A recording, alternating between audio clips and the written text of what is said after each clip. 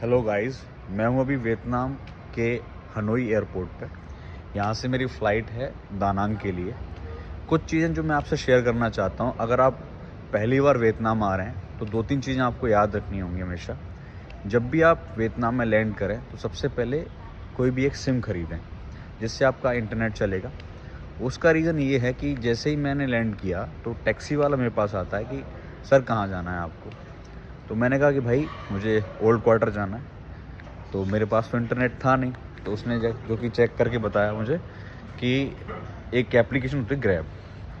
Grab में क्या होता है कि जैसे हमारे यहाँ ओला ऊबर चलते हैं ना, तो ऐसे ही यहाँ पे ग्रैब चलता है।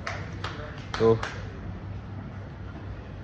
ग्रैब चलता है, तो ग्रैब में क्या है, उसने मुझे पैसे, मैंने जो होटल उसको बताया उसका चार्ज मुझे बता दिया कि आपके 7,50,000 डोंग लगेंगे।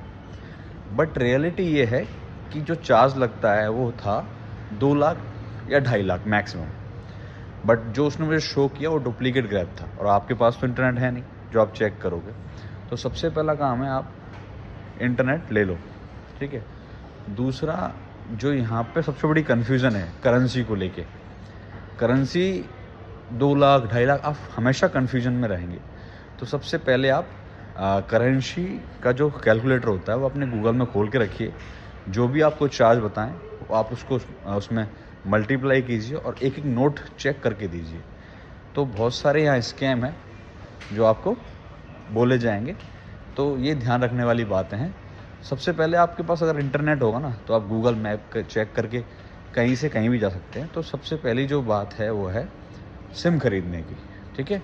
और दूसरी बात है एक्सचेंज करेंसी का बड़ा ध्यान रखने की। चलिए